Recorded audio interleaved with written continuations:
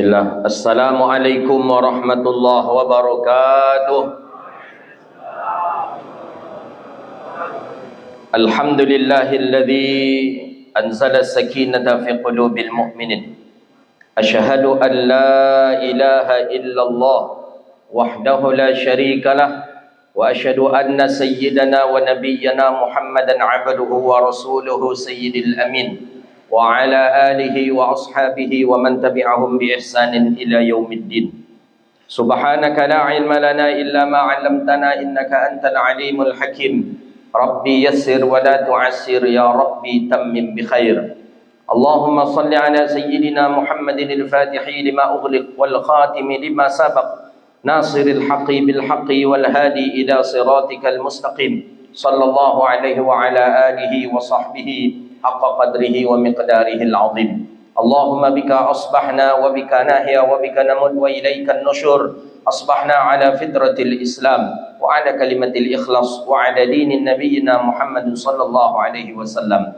Radina billahi rabba wa bil Islam dina wa bi Muhammadin sallallahu alaihi wasallam nabiyya wa rasula, amma ba'du. Kita memuji Allah dengan mengucapkan alhamdulillahi rabbil alamin. Dengan izin Allah kita bisa duduk di tempat di majlis yang mulia ini. Kita bermohon kepada Allah, mudah-mudahan di tempat yang mulia ini Allah ampuni dosa kita, Allah terima amal ibadah kita, Allah jauhkan kita dari bala dan wabak, amin ya rabbal alamin. Salawat dan salam ke Nabi yang agung, Nabi yang mulia, Rasulullah Muhammad sallallahu alaihi wasallam. Allahumma salli ala sayyidina Muhammadin wa ala alihi wa sahbihi ajma'in. Bapak Ibu yang dirahmati Allah, kita lanjutkan kajian kita kitab Riyadhus Shalihin min kalami Sayyidil Mursalin lil Imam Muhyiddin Syaraf Zakaria An-Nawawi rahimahullahu taala. Imam Nawawi itu seorang ulama yang faqih, ahli fikih dan ahli hadis. Dan Imam Nawawi itu pula lah orang yang juhudnya luar biasa, Masya Allah. Kita baru menahan ngantuk saat duduk di pengajian. Imam Nawawi dua tahun tak pernah punggung ini dengan kepala bagian belakang ini berjumpa dengan bantal atau lantai. 2 tahun lamanya. Jadi Imam Nawawi itu kalau tidur ya seperti itu aja, duduk sambil duduk aja. Duduk, terbangun, dah baca kitab lagi. 2 tahun lamanya. 2 tahun lamanya. Kita 10 hari. Itu pun mungkin lebih banyak pula loloknya siang daripada puasa. Hati-hati Pak. Kata Imam Abdullah Alawi Al-Haddad dalam kitab Nasaihud Diniyah wal Wasaya Al-Imaniyah. Nasihat tentang iman, wasiat, nasihat agama, wasiat tentang iman. Apa kata beliau dalam kitab itu? Nasaihud Diniyah wal Wasaya Imaniyah. Di antara yang menggugurkan pahala puasa itu adalah banyak tidur di siang Ramadan. Jadi kita walaupun mujahadah di malam hari bukan berarti siang boleh nampak, enggak Pak.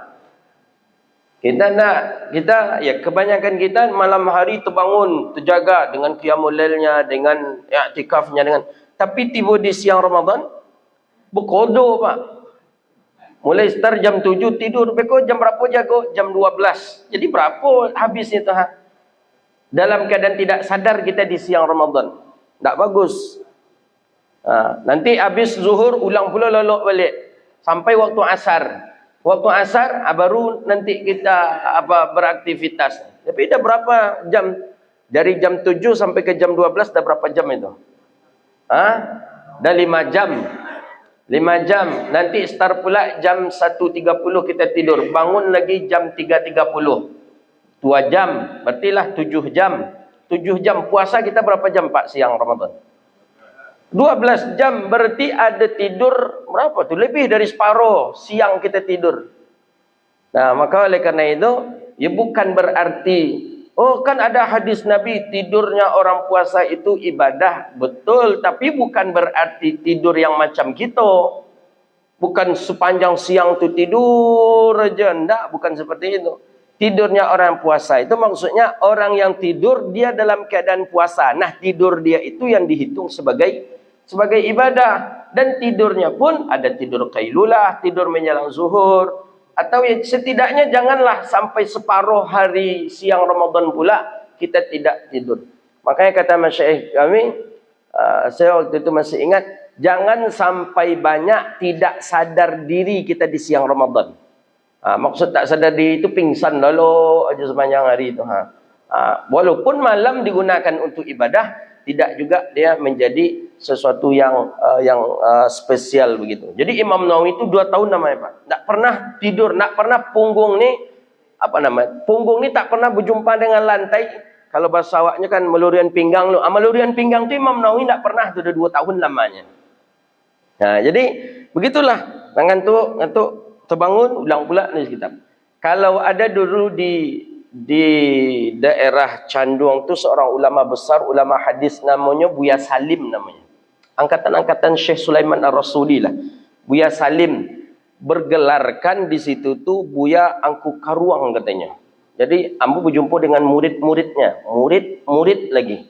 Jadi ketika itu ditanya, kenapa kok Angku Karuang namanya? Rupanya hafal hadis tu sekira-kira 1 goni dia hafal hadis. Maka bernamalah Angku Salim tu dengan Angku Karuang katanya. Jadi sekaruang pula hadisnya katanya. Sehingga Buya Canduang, Syekh Sulaiman Ar-Rasuli itu kabarnya kalau nyangkut dibaca hadis, itu tanyanya ke Buya Salim Angku Karuang tadi. Nah, beliau saya dengar dari murid-murid beliau itu, murid dari muridnya. Itu kalau beliau tidur tu bantalnya kelapa katanya. Kerambi bantalnya tu kelapa. Jadi kelapa tu kan bulat. Jadi ketika tersintak aja kita, tergolek jaga pula balik. Begitu dia. Menghafal pula, baca lagi hadis. Nah, begitu. Dan keras lagi. Mana kalau kita mana lebih bisa matolok kalau itu tu. Memang dengan bantal yang empuk, yang enaklah kita tidur. Nah, jadi ya tidur adalah sebuah nikmat, ya sebuah kenikmatan yang Allah berikan kepada kita, wabil khusus kepada orang Islam. Orang Islam. Makanya ada cerita, ada seorang mu'allaf menengok orang Islam mudah tidur itulah makanya masuk Islam.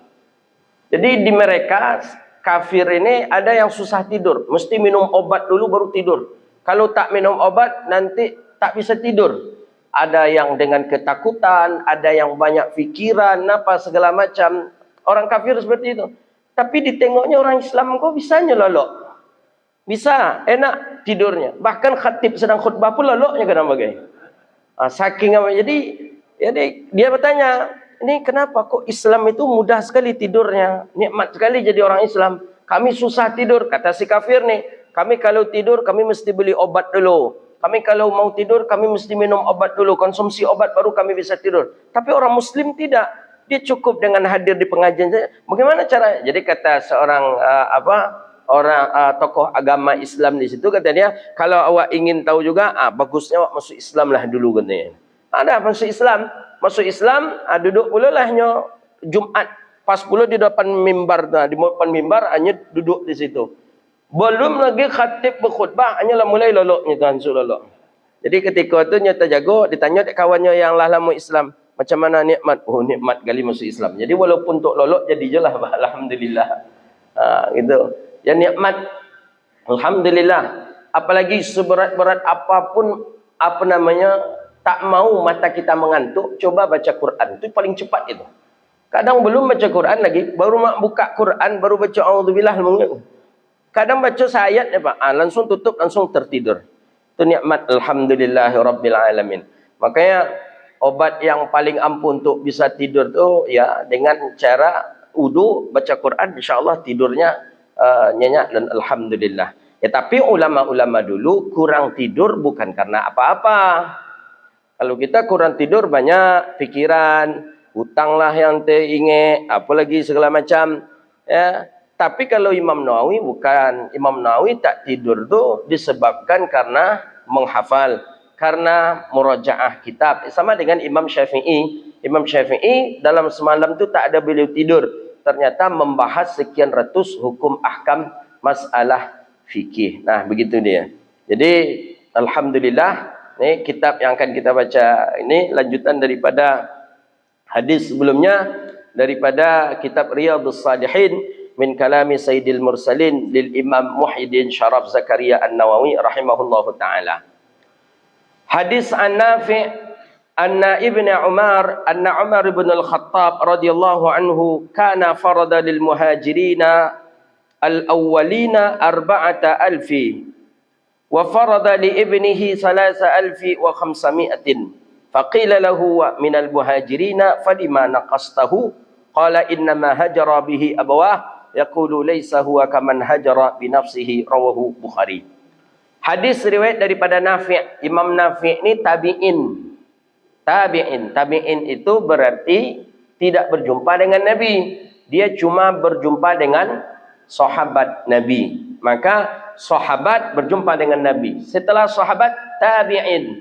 Tabi'in orang tak berjumpa dengan Nabi tapi berjumpa dengan sahabat Nabi sallallahu alaihi wasallam. Namanya Imam Nafi'. Imam Nafi' ni punya murid namanya Imam Malik. Imam Malik punya murid namanya Imam Syafi'i. Jadi Imam Syafi'i ke Imam Malik, Imam Malik ke Imam Nafi', Imam Nafi' kepada Abdullah ibn Umar. Dulu beliau ni seorang budak. Budak milik daripada Sayyidina Abdullah ibn Umar. Kemudian dimerdekakan dan menjadi murid yang paling setia dengan Abdullah ibn Umar. Jadi beliau inilah orang yang betul-betul menyalin, disalinnya apa yang dilakukan oleh Abdullah ibn Umar. Itulah Imam Nafi'. Jadi Bapak Ibu boleh nanti dicek di dalam kitab-kitab fikih, di dalam kitab-kitab sejarah. Tarawih di zaman sahabat, di zaman tabi'in itu tidak ada yang 8. Itu 20 seluruhnya. Boleh nanti dicek di kitab-kitab fikih, di kitab-kitab hadis. Karena yang penggagas pertama kali itu adalah Sayyidina Umar. Itu tarawih 20. Sayyidina Umar ke bawah, terus zaman tabi'in, atba'ut tabi'in, terus. Itu tetap dengan 20 rakaat. Maka di Makkah, di Madinah sampai hari ini tak berubah dengan jumlah bilangan tarawih tadi. Nah, kapan baru adanya yang 8 ini? Yang 8 itu ada baru setelah lahirnya, setelah dikaji, setelah diteliti oleh seorang ahli fikih yang bernama Syekh Sayyid Sabiq. Ya, tahun berapa? Syekh Sayyid Sabiq wafat di atas tahun 1990-an. Cuman adanya tarawih yang 8 ini sebelum itu sudah ada, karena beliau sudah mengarang kitab fikih sunnah. Beliau sudah mengarang kitab fikih sunnah. Sebelum tahun 1980-an beliau wafat, itu sudah dikarang oleh beliau fikih sunnah. Nah, dari hasil kajian beliau, hadis tarawih 8 itu hadis Sayyidatuna Aisyah. Nah, itulah mulai kita melaksanakan tarawih dengan 8. Nah, yang lebih parahnya lagi, empek sekobek. Dulu di Pekanbaru cukup banyak, 4 satu salam. Tapi sekarang sudah boleh dikatakan tidak ada lagi lah. Ada mungkin jarang. Sekarang orang sudah 2-2 walaupun 8, tapi sudah 2-2. Nah, begitu. Kalau yang 4 itu yang kita baca dalam kitab-kitab fikih, memang dikatakan man shalla bi arba'atin bi taslimatin lam tasihha. Siapa yang salat 4 rakaat dengan 1 salam, niscaya tidak sah. Nah, maka kalau dua dia buat 1 salam, nah itulah hakikat sebenarnya salat malam. Maka disebut oleh sahabat Nabi dan begitu pula dengan isteri-isteri Nabi SAW. Apa katanya? Salat bina. Salatul lail masna. Salat malam itu 2-2. Jumlah bilangan terserah nak berapa, tapi dengan 2-2 itu sudah dihitung mengamalkan sunnah Nabi kita Muhammad sallallahu alaihi wasallam. Jadi Imam Nafi' meriwayatkan hadis didengar dari Abdullah bin Umar, kemudian Abdullah bin Umar didengar daripada baginda Nabi sallallahu alaihi wasallam. Jadi para tabi'in itu sebenarnya ya senang, mewah lah begitu. Ya, karena menerima hadis dari sahabat-sahabat Nabi SAW. Cuma ada satu yang agak rugi karena tidak berjumpa dengan Rasulullah SAW. Jadi tabi'in itu pun ada 2. Ada kibarut tabi'in, ada tabi'in itu yang senior-senior. yang usia sudah 70 tahun, 60 tahun tapi belum berjumpa dengan Rasulullah. Ada sigharut tabi'in. Dia masih di usia kecil berjumpa dengan sahabat Nabi sallallahu alaihi wasallam. Jadi apa kata Imam Nafi'? Bahwa Umar ibn al-Khattab radhiyallahu taala anhu. Umar ibn al-Khattab sahabat baginda Nabi sallallahu alaihi wasallam yang bergelarkan dengan Al-Faruq. Al-Faruq. Siapa Al-Faruq itu? Itulah Umar ibn al-Khattab. Al-Faruq. Faruq yang membeda antara yang hak dengan yang batil. Itulah Sayyidina Umar ibn al-Khattab radhiyallahu taala anhu. Orang yang paling gagah, paling pemberani, sampai tidak ada yang mampu untuk melawan Sayyidina Umar ibn al-Khattab. Maka Umar itu susah untuk dikalahkan. Berhadapan dari depan tak bisa. Jadi akhirnya bagaimana? Terpaksa Sayyidina Umar dibunuh ketika beliau sedang melaksanakan solat. Dari belakang ditusuk dengan tombak dan tombak itu tembus ke depan. Siapa yang membunuhnya? Abu Lu'lu'ah al-Majusi. Ya, Abu Lu'lu'ah min al-Majusi. Itu yang membunuh Sayyidina Umar. Karena Umar dari depan tak mampu dikalahkan. Umar ni paling lihai. Umar paling kuat kuda-kudanya. Maka dulu ada zaman jahiliyah itu atraksi setiap sekali setahun. Itu gulat. Gulat. Bukan gulat menurung, bukan itu lain gulat dia. Gulat badan itu Jadi dulu ada orang kafir yang tak bisa dikalahkan. Utusan Muslim Sayyidina Umar, tumbang orang tu oleh Umar. Umar bukan badannya bukan gendut begitu, enggak, tapi bisa kalah orang. Sayyidina Umar tu hebat dengan gulatnya, ahli memainkan kuda dengan panah, dengan pedangnya. Maka susah mengalahkan Sayyidina Umar ibn al-Khattab.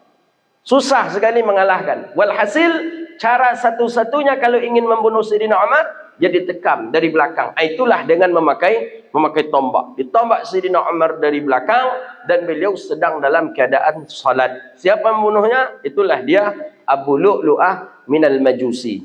Nah, Sayyidina Umar ibn al-Khattab radhiyallahu taala anhu kana farada lil muhajirin. Sayyidina Umar membagi bagian harta untuk orang-orang yang awal-awal hijrah. Untuk orang-orang yang awal hijrah itu arba'ata alfi, itu 4.000 dirham. Jadi orang-orang yang mula-mula pergi hijrah itu diberilah oleh Sayyidina Umar ibn al-Khattab uang masing-masing 4.000 dirham. Sayyidina Umar, Pak, terkelola keuangan negara, Pak. Sayyidina Umar itu baitil mal segala macam itu terkelola. Tidak ada orang miskin di zaman Sayyidina Umar. Penyebabnya apa? Karena zakat ditertibkan oleh Sayyidina Umar. Makanya ada satu ketika Sayyidina Umar itu tiap malam keliling Madinah. Keliling Madinah, ada ibu-ibu yang sedang masak. Sambil sambil merancau lah ibu ni. Kalau aku berjumpa dengan khalifah, aku berjumpa dengan presiden, akan aku sampaikan tentang nasibku. Terdengar oleh Sayyidina Umar. Langsung ditanya oleh Sayyidina Umar, ada apa? Ibu ni tak tahu kalau itu adalah Sayyidina Umar ibn al-Khattab. Kenapa? Ada apa? Kata Sayyidina Umar. Langsung disampaikan ibu tu. Anak aku dah 2 hari kami tak makan. Ini tak ada yang tak ada yang akan kami masak. Jadi ibu tu karena anak yang dah lapar, jadi seakan-akan dibuat-buat sajalah skenario masak di dapur. Awak kalau awak masak ke dapur tu tanda ada makanan kan dimasak tu. Lah senang je kita tu. Walaupun tak ada kan dimasak. Pokoknya kalau amak lah ke dapur lah berbunyi periuk tu, itulah senang hati. Itu seperti itu. Sang Umar katakan, ada apa? Rupanya tidak ada makanan yang akan dimasak. Tidak ada. Ternyata tidak terdata yang satu ini. Walhasil ketika itu Sayyidina Umar ambil hartanya, diambil gandumnya, diambil kurmanya, seluruhnya diantar. Umar sendiri yang mengangkatnya, mengantar ke rumah si fakir itu. Bukan belusukan. Kalau kini itu curiga awak kalau pejabat macam itu. Kalau hari ini ada pejabat ngantar beras ke rumah, ngantar sirup, ngantar apa, itu tanda tanya awak. Apa kau ingin dipilih besok cik lain, atau apa kau menagih membayar janjinya dan lain sebagainya. Ini tak ada. Karena tidak ada di foto, tak ada di apa-apa. Sayyidina Umar, bahkan Sayyidina Umar ketika ngangkatnya itu adalah, aku ni zalim, kata beliau. Aku ni zalim, aku ni zalim. Ya betul Bapak Ibu, ketika ada saja rakyat yang kelaparan, yang dapat dosa ketika itu adalah pemimpin. Berat jika kita jadi pemimpin itu. Berat sekali.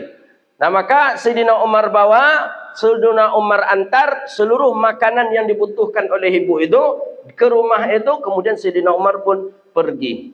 Nah itu salah satu di antara kepedulian Sayyidina Umar kepada masyarakatnya. Zakat dari Sayyidina Abu Bakar sudah diatur. Zakat dari Abu Bakar sudah diatur. Maka Abu Bakar yang mengatakan, siapa yang tak bayar zakat, kita perangi. Kita jemput ke rumahnya. Umar pula yang takut waktu itu. Jadi kata Sayyidina Umar, jangan, tak usahlah kita paksa. Biarlah kalau mereka mau bayar zakat saja ya khalifah. Ketika itu khalifah Abu Bakar. Tak usah kita perangi mereka. Tak usah kita jemput ke rumah. Apa kata Abu Bakar? Kata Abu Bakar, aku dulu kenal Umar ibn al-Khattab sebelum masuk Islam, orangnya beringas, orangnya pemberani, orangnya bagak. Tapi kenapa kok Umar ibn al-Khattab sudah masuk Islam kok semakin ciut? Oh, terpancing Sayyidina Umar ibn al-Khattab. Akhirnya kata Umar ibn al-Khattab, aku setuju. Kita perangi dan kita jemput zakat bagi orang yang tidak mau membayar zakat. Jadi zakat sudah terkelola di zaman Abu Bakar As-Siddiq, dilanjutkan di zaman Sayyidina Umar ibn al-Khattab. Makanya Baitul Mal di zaman para sahabat Nabi itu banyak berisi. Nah, oleh karena itu, salah satu wujud pengabdian Umar kepada orang-orang yang awal hijrah dengan Nabi, diberilah uang 4.000 dirham. 4.000 dirham. Lumayanlah 4.000 dirham itu. Diberi 4.000 dirham. Didata sebulan 4.000. Tapi untuk anak-anak daripada orang-orang yang hijrah ini, itu diberi cuma 3.000 dirham. Ada yang mengatakan 500 dirham saya diberi oleh Umar. Ada yang protes.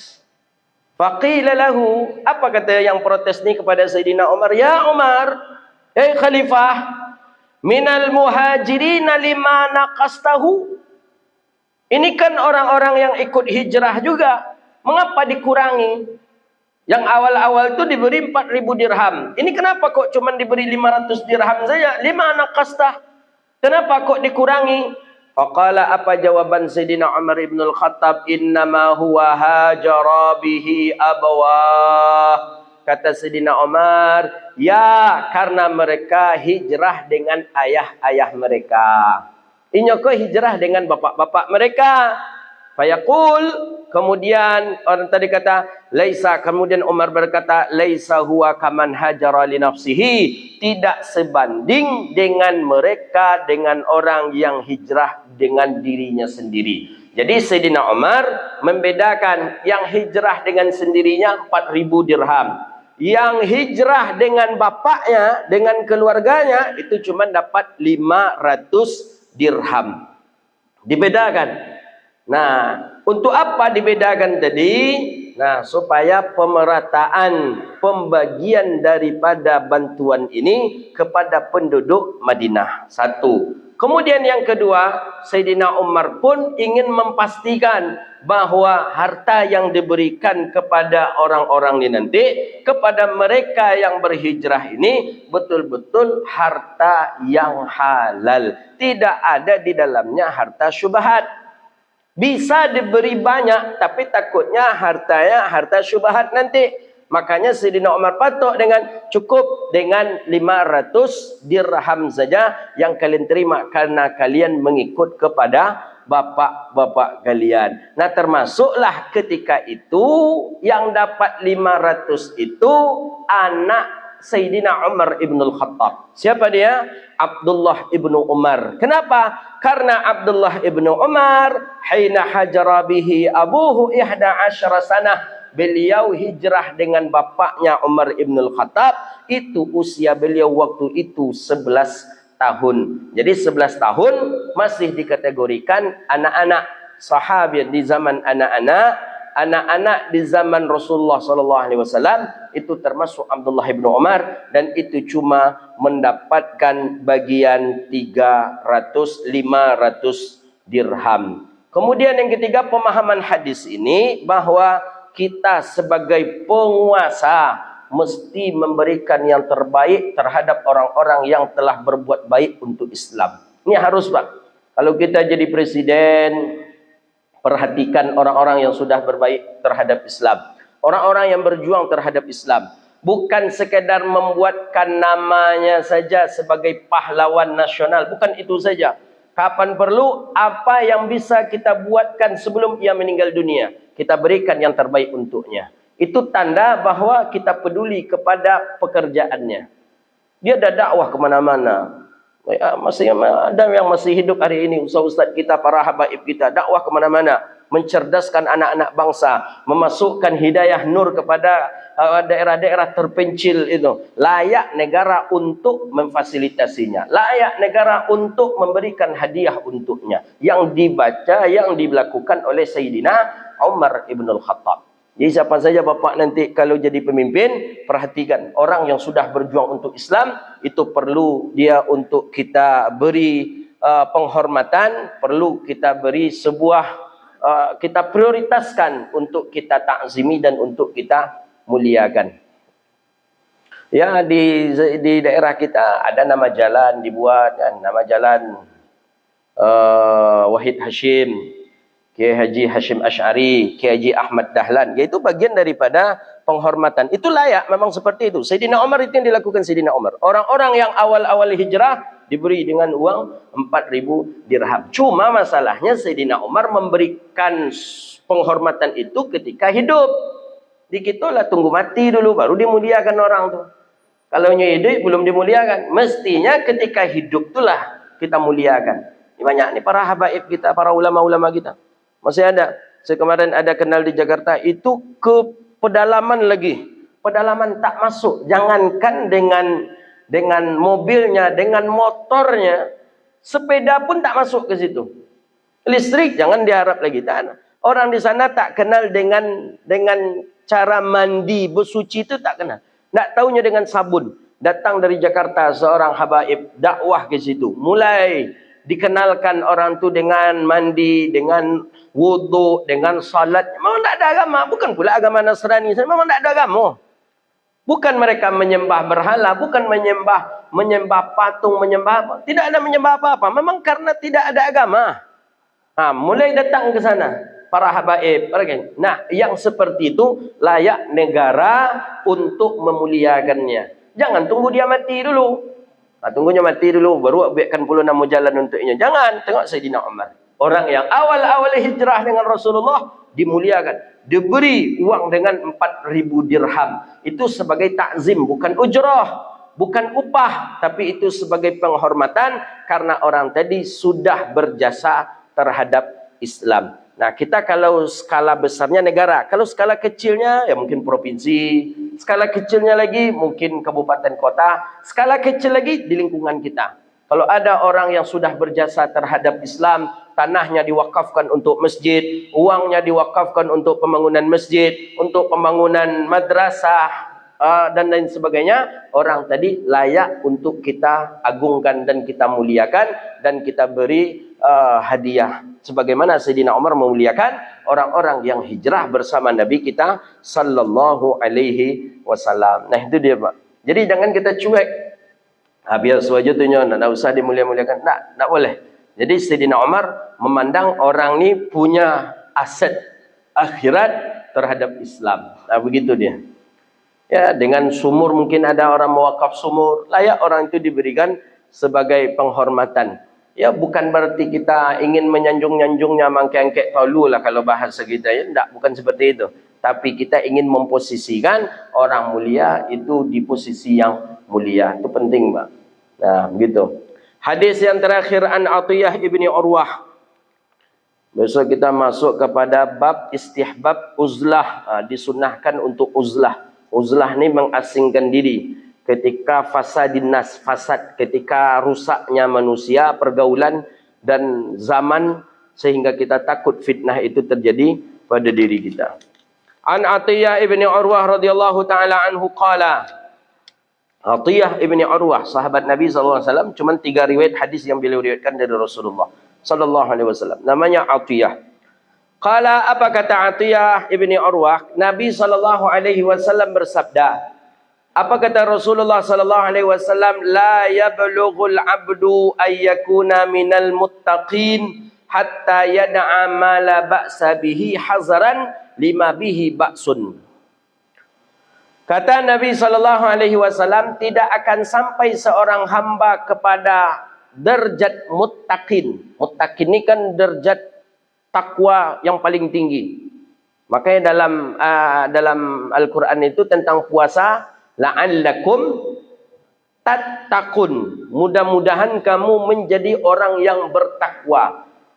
Tattaqun, muttaqin itu titel tinggi. Muttaqin. Di atas muttaqin muflih. Muflih orang yang menang. Muflih. Kalau dalam Quran muflihun, itu orang-orang yang menang di situ tu. Ya, menang ni bukan wali kota. Kalau dia wali kota kalah dia agung. Ini muflihun ni di ayat maksudnya. Muttaqin, muflihun, di atasnya najun. Najun ni paling tinggi, orang yang selamat, terbebas daripada azab api neraka. Jadi tangganya seperti tadi, muttaqin, muflihun, kemudian najun. Najun ni selamat daripada azab api neraka. Nah, siapa orang muttaqin? Kata Nabi, la yablughul 'abdul ilal muttaqin. Tidak akan sampai seseorang ke tingkat muttaqin, ke siku aja dia nak sampai dah. Jangankan ke muflih dengan najun, ke muttaqin saja mereka tak sampai. Siapa mereka yang tak sampai itu? Kata Nabi, hatta mereka yang tidak meninggalkan perbuatan yang boleh untuk kehati-hatian terhadap perkara yang dilarang. Maksudnya apa? Orang yang muttaqin itu mereka yang sudah sampai ke tahap meninggalkan perkara yang dibolehkan. Padahal perkara itu boleh, tapi dia tak ambil. Nah, kenapa? Hazran, kehati-hatiannya, supaya ia tidak terjerumus kepada perkara yang dilarang. Nah, lebih ringkasnya lagi, orang muttaqin itu orang yang tidak loba, yang tidak tamak kepada perkara yang dibolehkan. Lagi oleh perkara itu halal. Halal perkara itu. Tahu kita perkara itu halal. Tapi orang muttaqin tidak begitu rakus ia mengumpulkan perkara yang halal ini. Tidak begitu rakus ia mengambil yang halal ini. Kenapa? Karena khawatir nanti terlampau banyak mengkonsumsi yang halal menyebabkan ia lalai dan pada akhirnya juga mereka akan melakukan maksiat. Ini berat nih Pak. Contoh kecil sajalah ketika kita berbuka puasa. Ketika berbuka puasa, kalau orang muttaqin ketika berbuka puasa, buka puasa dia cukup dengan yang halal sedikit saja. Kan halal tuh. Berbuka puasa tu pastikan yang halal Pak. Jangan yang syubhat lagi Pak. Percuma juga berpuasanya Pak kalau berbuka dengan yang syubhat Pak. Makanya hidangan-hidangan yang seperti yang dibawa oleh budak Abu Bakar seperti kajian kita yang lalu, kalau untuk berbuka jenis itu boleh Pak. Ingat kita hadis yang Sabtu yang lalu.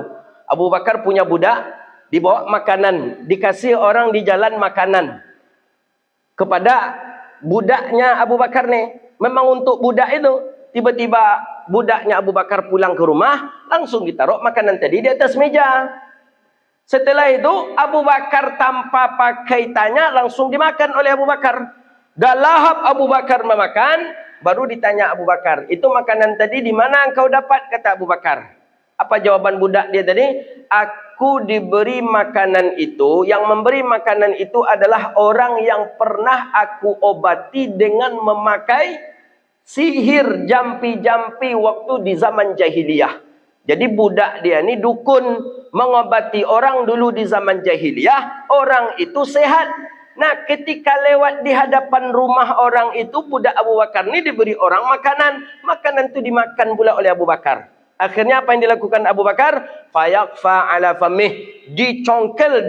Hadis ni sahih dalam Sahih Bukhari. Dicongkel oleh Abu Bakar mulutnya, kata Sayyidah Aisyah, sampai muntah, sampai keluar makanan yang masuk tadi.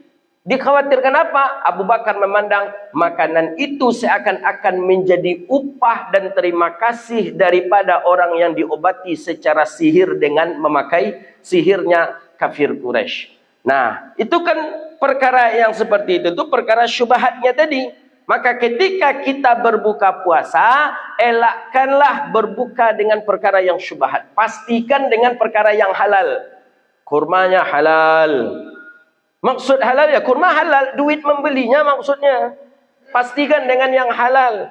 Kelapanya, kelapa mudanya, apa lagi buat berbuka, salah lauknya. Pastikan yang halal. Walaupun salah lauk berapalah. Tapi kalau ada di sana yang syubhat, takkan sampai kita ke derajat muttaqin nanti.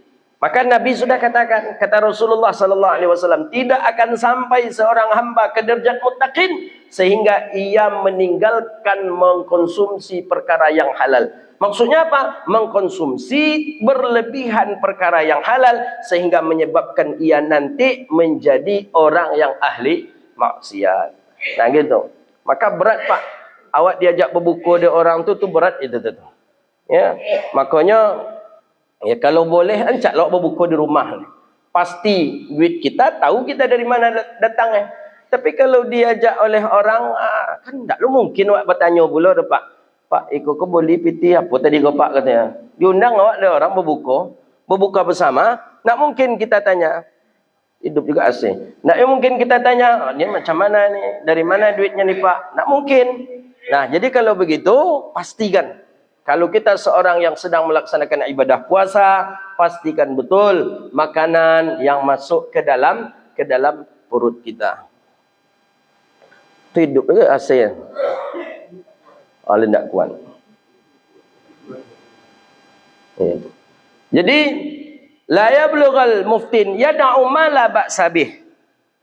Maka kata Nabi SAW apa? Famanittaqa. Jadi orang yang sampai ke derajat muttaqin itu orang yang betul-betul sudah hijrah dia daripada yang syubhat-syubhat. Itu dia. Famanittaqa syubhat faqad distubri'a lidinihi wa irdih. Siapa yang ia mengelakkan diri dari syubhat, maka ia menjaga agamanya dan irdihi. Irdihi kehormatannya. Kehormatannya dijaga oleh Allah. Agama orang itu dijaga oleh Allah. Tapi kata Nabi, wa man waqa'a fi syubhat waqa'a fil haram. Siapa yang jatuh ia pada perkara syubhat, maka orang itu jatuh ia pada perkara yang haram. Maka muttaqin, orang yang sampai ke derajat muttaqin itu orang yang sudah hijrah dari syubhat. Tak mau lagi dia bergelimang dengan syubhat-syubhat itu. Nah, tapi kalau masih bergelimang dengan perkara syubhat-syubhat yang tak jelas halal haramnya, nah kita susah akan sampai ke dalam tingkat muttaqin. Jangankan untuk bebas dari neraka, muttaqin saja belum kita lagi. Nah, muttaqin, setelah itu baru kita orang yang muflih, orang yang menang. Setelah itu barulah orang yang terbebas daripada nerakanya Allah Subhanahu wa taala. Jadi itu kata Rasulullah. Maksud Nabi katakan la yablughal 'abd, tidak sampai seorang hamba ke derajat muttaqin kata Rasulullah sehingga ia betul-betul terelak daripada perkara yang syubhat. Maka siapa yang ia terelak dari syubhat, maka ia terjaga agama dan harga dirinya, kehormatannya. Dan siapa yang jatuh ia pada syubhat, maka ia jatuh pada perkara yang haram. Jadi tentang makanan, pakaian, itu jangan kita anggap sepele. Betul-betul kita peduli terhadap itu. Bukan kita saja, anak-anak kita begitu juga. Pastikan dengan kehalalannya. Jangan sampai yang syubhat, jangan sampai yang tak jelas, entah halal, entah haram, tak macam mana. Maka ya Imam Ghazali kalau dalam Ihya Ulumuddin tu paling dikhawatirkan oleh Imam Ghazali itu adalah atiyatus sultan, pemberian sultan, pemberian penguasa. Itu yang paling dikhawatirkan. Pemberian penguasa itulah yang paling dikhawatirkan oleh Imam Al-Ghazali. Kenapa? Ya sultan. Sultan kok duitnya bukan satu jalur saja. Ada beko dari PT pajak, ada lantik lagi dari duit dari ya macam apalagi itu di zaman Imam Ghazali, apalagi di zaman awak. Kalau PT parkir mungkin lah. Alun beko le mungkin PT kawan mambik proyek iko le, datang pula Pempro iko, datang pula proyek ini. Itu di zaman Imam Ghazali saja, Imam Ghazali sudah mengelakkan pemberian pemerintah. pemberian penguasa. Apalagi di zaman awak gini. Zaman Imam Ghazali tahun 500-an Hijriah. Ya belum sebesar kita hari ini fitnah. Apalagi di zaman awak gini. Nah, mungkin PT aspalnya, mungkin PT semennya, mungkin PT pasirnya, mungkin banyak Pak kalau dikaji Pak. Cuman macam mana? Kadang ya itu pula yang justru kita datangi kadang-kadang. Diundang oleh menteri, diundang oleh gubernur, diundang oleh wali kota berbuka bersama katanya. Nah, kalau memang mengamalkan prinsip hadis perlu ditanya sebelum buat buku tu Pak. Pak Gubernur, kok pasti PT-nya kan? Ya pastinya Ustaznya, bismillah aja lah lagi. Tapi berani nak kita bertanya seperti itu? Tak berani. Awak anggota dewan aja Pak Ahmad ngundang awak buku nak tolak awak bertanya macam itu. Apalagi Gubernur. Gubernur, Pak Gubernur, mohon maaf Pak Gubernur, PT-nya sertifikasi halalnya kan karena lai kata dia. Diundang di wali kota, awak tanya wali kota. Wali kota ni berbuka ni dari mana duitnya ni Pak? Aman Pak Ustaz. Kita ada apa namanya tu?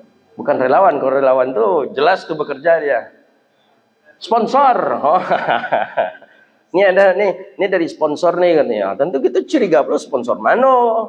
Nah, maka Pak berat Pak. Imam Ghazali katakan itu tu. Paling berat tu menerima pemberian daripada penguasa. Itu di zaman Imam Ghazali Pak. Zaman kita macam mana Pak? Tentu lebih parah lagi mestinya. Lebih lagi. Cuma macam mana? Itulah. Nak kita elakkan payah, indak pun dielakkan payah juga.